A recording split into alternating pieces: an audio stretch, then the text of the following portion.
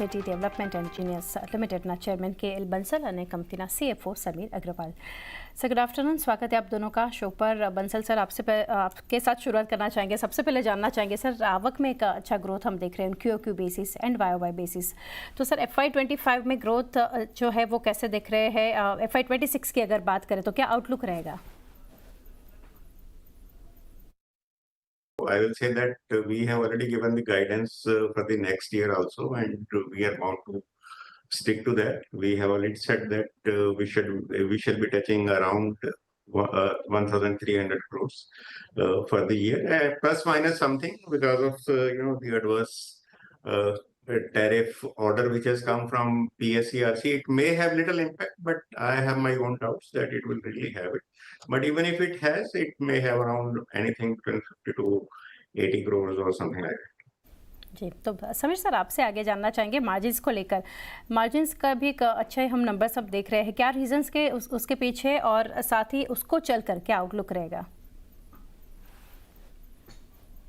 During last 1 year, we have kept a good control over our costing and expenses. और इसके अंदर मैं बताना चाहूँगा कि हमने लॉजिस्टिक्स कॉस्ट है या ओवरहेड कॉस्ट है या मटेरियल हैंडलिंग कॉस्ट है, इन तीनों हेड्स के अंदर हमारी सेविंग हुई है, जिसकी वजह से हमारे मार्जिन्स अच्छे हुए हैं। और आने वाले टाइम में जो हमारी अंजार की नई फैसिलिटी आ रही है, जब वो फुल्ली फंक्शनल हो जाएगी तो यही मार्जिन्स और बढ़ेंगे। जी, तो सर जो आपने मेंशन किया यहाँ से समीर सर अंजार प्लांट के ऊपर, तो बंसल सर आपसे जानना चाहेंगे, अंजार प्लांट अगर इसी साल जो शुरू हुआ है तो उसको लेकर अभी यहाँ पर कैपेसिटी यूटिलाइजेशन कैसा है?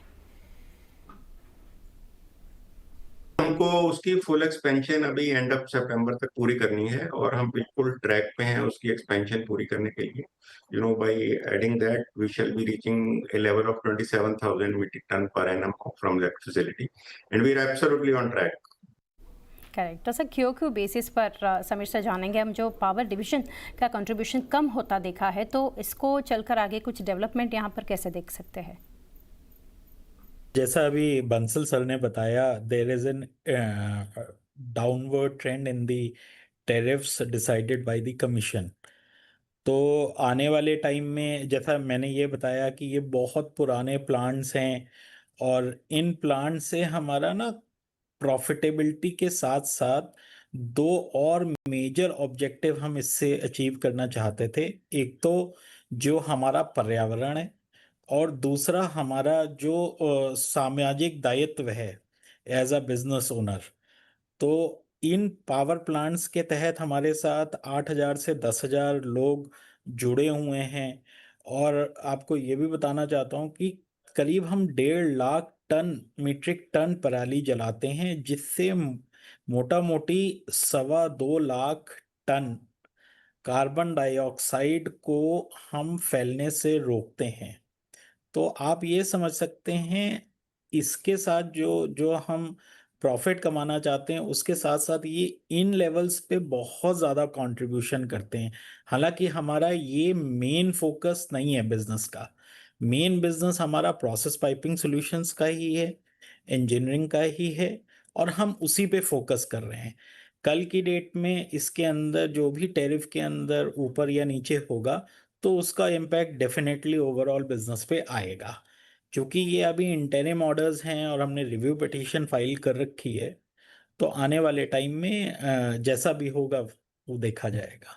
तो वी आर असेसिंग दैट। जी जी, बंसल सर आगे जानेंगे। FY26 की अगर बात करें तो जो पाइपिंग डिवीजन है कंपनी का, क्या वही लीड लेता देखेंगे हम? ऑलमोस्ट वैसा ही रहेगा। We should be clocking more than 80-85% revenue from piping always. जी, समीर सर जानना चाहेंगे यहाँ से डेट इक्विटी रेशियो की अगर बात करें 0.53 पर जो हम देख रहे हैं, तो इसको चलकर इसको लेकर क्या अभी टारगेट रख रहे हैं आप? अभी जैसा कि थोड़ा सा एक्सपेंशन फेज में 25-26 फाइनेंशियल ईयर के अंदर हमारा जो ऑनगोइंग कैपेक्स है वो कंप्लीट हो जाएगा। उसके बाद अभी हाल फिलहाल में हमने कोई और फर्दर कैपेक्स नहीं करना है। तो चूंकि हमारा आईपीओ आया था तो हमने रीपेमेंट ऑफ डेट किया था। आज के टाइम में हमारा जो जैसे सर ने गाइडेंस दी है तो 1300 करोड़ रुपए की गाइडेंस है, और साथ में हमारी ऑर्डर बुक भी करीब 1274 करोड़ रुपए की है। तो आने वाले टाइम में डेट के अंदर जो डेट इक्विटी रेशियो है इसके अंदर बहुत ज़्यादा चेंज नहीं देखने को मिलेगा, क्योंकि हम इस एक्सपेंशन के बाद अपने आप को पूरी तरह से ऑपरेशंस पे फोकस करना चाहते हैं और इस एक्सपेंशन को पूरी तरह से रियलाइज करना चाहते हैं। जी बिल्कुल। आगे सर ऑर्डर बुक की अगर बात करें बंसल सर, आपसे जानेंगे 1274 करोड़ पर हम देख रहे हैं, इसको लेकर क्या आउटलुक रहेगा? जो आउटलुक है वो बहुत ही स्ट्रांग आउटलुक है। मतलब ऑयल एंड गैस सेक्टर में भी बहुत स्ट्रांग आउटलुक है और पावर सेक्टर में भी बहुत ही स्ट्रांग आउटलुक है। और जहां तक टारगेट टारगेट का सवाल है सर, हमने जैसे पहले भी बहुत बार बताया है कि आगे हमारा टारगेट होता था 500 करोड़ रुपए की order book at any given time, और वो हमने टारगेट उसको रेज करके 1000 करोड़ कर दिया था कि we should be having minimum 1000 crore order book at any given month or at any given time. So we are sticking to that, and we are quite upbeat. And as a matter of fact, we shall be surpassing that numbers very soon itself. But that will continue. That trend will continue. That we shall never be constrained of the order. This is what is expectation is there for the coming 5 years. Whenever there is a constraint, the constraint will be only towards capacity. जी, तो Sameer sir lastly जानना चाहेंगे, अभी जैसे हम tariff को लेकर uncertainty देख रहे हैं मार्केट में ग्लोबल फ्रंट पर, तो नॉर्थ अमेरिका के जो ऑर्डर्स हैं आपके, उसके ऊपर कुछ असर देख रहे हैं? हाल फिलहाल के अंदर टिल डेट, आज जब मैं आपसे बात कर रहा हूँ तब तक किसी भी तरह का कोई भी इम्पैक्ट नहीं है हमारे बिजनेस में टैरिफ को लेकर के। आने वाले समय पे अगर कल की डेट में कोई टैरिफ पे इम्पैक्ट आता भी है तो वो इम्पैक्ट, चूंकि हमारा जो ओवरऑल प्रोजेक्ट के अंदर कंट्रीब्यूशन है वो 5 to 6% रहता है प्रोसेस पाइपिंग सॉल्यूशंस के केस में।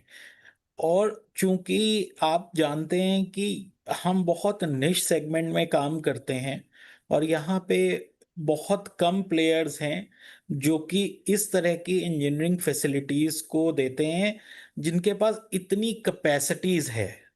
तो मैं यही बोलना चाहूँगा कि हालांकि टैरिफ का इम्पैक्ट हो सकता है, बट उस टैरिफ के इम्पैक्ट को हमारे कस्टमर को लेना ही पड़ेगा, क्योंकि इस सेक्टर के अंदर कंपटीशन बहुत कम है और हमारे पास कैपेसिटीज बहुत ज़्यादा है, इसलिए मैं बोलना चाहूँ। Definitely. Bansal sir, Sameer sir, thank you, हमारे साथ जुड़ के काफ़ी डिटेल्स आपने शेयर की and best wishes for coming quarters.